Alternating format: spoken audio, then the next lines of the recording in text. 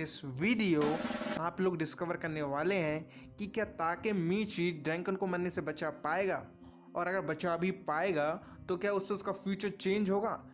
तो alright guys, let's begin Tokyo Revengers chapter 25, जो कि स्टार्ट कुछ इस तरीके से होता है कि ताकेमीची ड्रैगन को अपनी बैग पे बिठा के हॉस्पिटल के लिए जा रहा होता है ताकि उसकी जान बचाई जा सके। इन द मीन टाइम हिनाता और एमा उसे फॉलो करते हुए उस तक पहुंचते हैं और उससे पूछते हैं कि ड्रैगन की क्या हालत है। ताकेमीची उनसे कहता है कि वो अभी जिंदा है। हिनाता ताकेमीची को बताती है कि उन्होंने एम्बुलेंस को कॉल कर दिया है। तो ताकेमीची ड्रैगन को एमा के बगल में रोड पे लेटा देता है। इतने में उनके ठीक सामने से कियोमासा और उसके 4-5 साथी सामने आ जाते हैं। वो ड्रैगन और ताकेमीची को साथ में देख के चौंक जाते हैं, क्योंकि ड्रैगन को कुछ ही देर पहले कियोमासा ने चाकू मारा था और ताकेमीची को टेप से बांध दिया था। उन्हें लगा था कि ड्रैगन तो मर चुका होगा अब तक। ताकेमीची उन्हें यहाँ पे देख के डर जाता है और वहाँ से भागने की सोचता है और पीछे हटने लगता है। ऐसा देख ड्रैगन ताकेमीची से कहता है, थैंक्स ताकेमीची, तुम हिनाता और एमा को लेकर इधर से चले जाओ, मैं ठीक हूँ, मुझे कुछ नहीं होगा। ड्रैगन के मुंह से ये सब सुन के ताकेमीची के आंखों में से आंसू आने लग जाते हैं।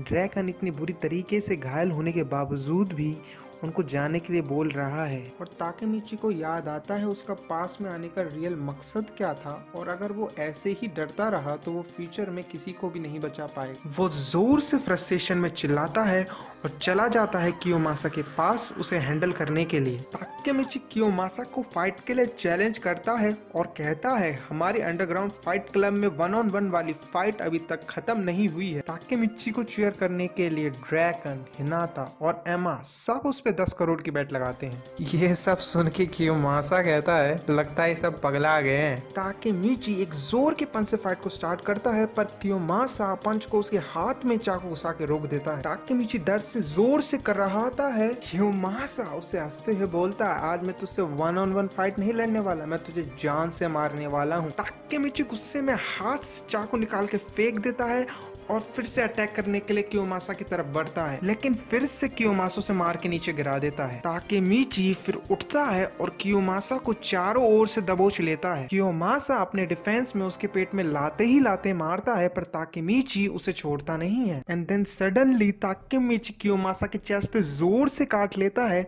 कियोमासा के दोस्त ये सब देख के ताकेमीची का मजाक उड़ाते हैं।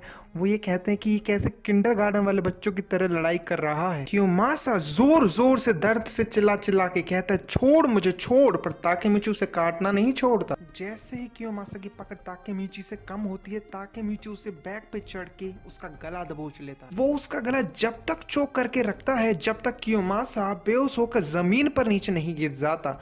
That's how ताकेमीची अपना रिवेंज पूरा करता है। पर फाइट अभी ओवर नहीं हुई है, क्योंकि कियोमासा के दोस्त अभी भी उधर हैं उसे मारने के लिए। फिर ड्रैगन और ताकेमीची दोनों खड़े तो हो जाते हैं उनसे लड़ने के लिए, पर सच्चाई तो ये होती है कि दोनों में से किसी में भी इतनी पावर नहीं होती कि वो ढंग से खड़े भी रह पाए, क्योंकि ताकेमीची के दोनों हाथ सुन्न हो जाते हैं और ड्रैगन की तो मरने वाली हालत हो जाती है। पर जैसे ही वो ताकेमीची को चाकू से मारने वाला होता है, उसी एग्जैक्ट टाइम पे उसके मुंह पे एक जोर का सुपरमैन पंच आके पड़ता और इसी तरीके से एंट्री होती है अपने क्राई बेबी हीरो के बेस्ट फ्रेंड्स मिज़ो मिडल 5 के मेंबर्स की। पर वो जितने एक्साइटमेंट से आते हैं उतने ही एक्साइटमेंट से उनमें कियोमासा के गैंग मेंबर्स उनमें मार लगाते हैं, पर फिर भी मिज़ो 5 हार नहीं मानता। कुछ ही देर बाद एमा और हिनाता आके बताती हैं कि एम्बुलेंस और पुलिस दोनों यहाँ पे पहुंच चुकी हैं। पुलिस की गाड़ियों की आवाज सुन के कियोमासा के साथी कियोमासा को वहीं पे अकेला छोड़ के दुम दबा के भाग जाते हैं। ताकेमीची और ड्रैगन को एम्बुलेंस तक ले जाया जाता है। In the meanwhile Toman versus Moebius fight में तोमान जीत जाता है। फाइट के एंड में हैनमा और माइकी एक दूसरे के आमने सामने होते हैं, लेकिन तभी मोइबियस का एक मेंबर बाइक लेके आता है और हैनमा से बोलता है, अब यहाँ से निकलने का वक्त आ गया है। हैनमा वहां से जाते जाते माइकी से बोलता हुआ जाता है कि वो अब तक की सबसे बैडेस्ट बाइकर गैंग बनाने वाले हैं, वलहला नाम से, जिसमें वो खुद वाइस प्रेसिडेंट होगा। वो तोमान को शांति से नहीं रहने देगा। इन द मीन टाइम एम्बुलेंस में डॉक्टर्स ड्रैगन को बचाने की कोशिश कर रहे होते हैं। ताकेमीची ड्रैगन के बगल में बैठ के प्रेयर कर रहा होता है कि ड्रैगन प्लीज बी ओके, नहीं तो उसकी सारी मेहनत वेस्ट चली जाएगी।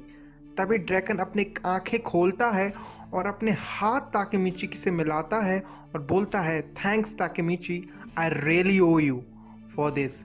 माइकी का ध्यान रखना। ड्रैकन का इतना कहते ही उसे कार्डियक अरेस्ट आता है और मॉनिटर पे कोई भी मूवमेंट शो नहीं होती। ड्रैकन की ये हालत देख के ताकेमीची जोर से ड्रैकन चिल्लाता है और अगले ही सीन में ये दिखाया जाता है कि माइकी अपनी बाइक लेके हॉस्पिटल की तरफ रवाना हो जाता है। जैसे ही वो हॉस्पिटल पहुंचते हैं, डॉक्टर्स ड्रैकन को जल्दी से आईसीयू में शिफ्ट करते हैं। ताकेमीची और उसके सारे दोस्त हिना, एमा, मित्सुया, परियान और माइकी सब भी हॉस्पिटल पहुंच जाते हैं, पर सब ड्रैकन की क्रिटिकल हालत सुन के बहुत परेशान हो जाते हैं। सिर्फ माइकी को छोड़ के माइकी बिल्कुल काम रहता है और वो इतना शोर मचा रहे होते हैं, रो रहे होते हैं, तो माइकी उनसे बोलता है कि इतना शोर मत मचाओ, ये हॉस्पिटल है और वैसे भी ड्रैकन नॉट गोना डाई, क्योंकि उसने मुझसे प्रॉमिस किया था कि हम दोनों मिलके इस पूरी कंट्री को एक दिन ओन करने वाले हैं। और वैसे भी ड्रैकन अपने वादे का हमेशा पक्का रहा है, बिलीव इन कैंचिन। कुछ टाइम बाद डॉक्टर्स आईसीयू से बाहर आते हैं और बताते हैं कि उन्होंने ड्रैकन को मरने से बचा लिया है।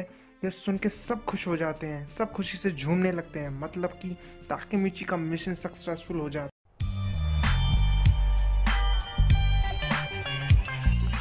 कुछ ही देर में ड्रैकन को चाकू मारने की खबर सुन के तोमान के सारे गैंग मेंबर्स भी हॉस्पिटल के बाहर आ जाते हैं। मित्सुया पेहान से बोलता है, चलो चल के उन्हें बता देते हैं कि ड्रैकन अब खतरे से बाहर है, वो जल्द ही ठीक हो जाएगा। पर पेहान तोमान के मेंबर्स को फेस करने से डर रहा होता है। फिर मित्सुया उनसे बोलता है कि जो भी तुमने किया वो पेहचिन के लिए किया और वो ये सब चीज जानते हैं। और वो पेहयान को ये भी बताता है कि जिस बंदे को तुमने आज मारने की कोशिश की है, वो बंदा खुद डेली पेहयान को विजिट करने जाता है उसके पेरेंट्स के साथ में, लेकिन रिलेटिव्स को ही मिलना अलाउड होता है एक्यूज से। पर तब भी वो बाहर वेट करता था जब तक उनकी मीटिंग खत्म ना हो जाए। ड्रैकन जितना पेहचिन के लिए कर सकता था उसने किया ना, तुम्हें उससे माफी मांग लेनी चाहिए। इतना सुनते ही पेहयान गिल्टी फील करने लगता है और वहीं पे रोने लग जाता है। अगले ही सीन में दिखाया जाता है कि ताकेमीची माइकी को ढूंढ रहा होता है, क्योंकि हॉस्पिटल के बाहर सारे तोमान के गैंग मेंबर्स होते हैं, सिर्फ उनके लीडर माइकी को छोड़ के। उसे माइकी मिल तो जाता है, पर वो देखता है कि माइकी अकेले में जाके रो रहा होता है। ताकेमीची समझ जाता है कि पहले माइकी इतना ब्रेव फेस क्यों पुट ऑन किए हुए था, कि हम सब लोग ड्रैकन के लिए इतना परेशान ना हो। पर असल में सच्चाई तो ये होती है कि जो सबसे ज्यादा हर्ट हुआ होता है वो माइकी खुद होता है। तो इस तरीके से अपना चैप्टर नंबर 28 एंड हो जाता है। तो बताओ कि कमेंट सेक्शन में ये चैप्टर आपको कैसा लगा, और अगर आप चाहते हैं कि हम और ऐसी वीडियोस टोक्यो रिवेंजर्स पे बनाएं तो कमेंट करिए, यस आई डू। 君の虜になってしまう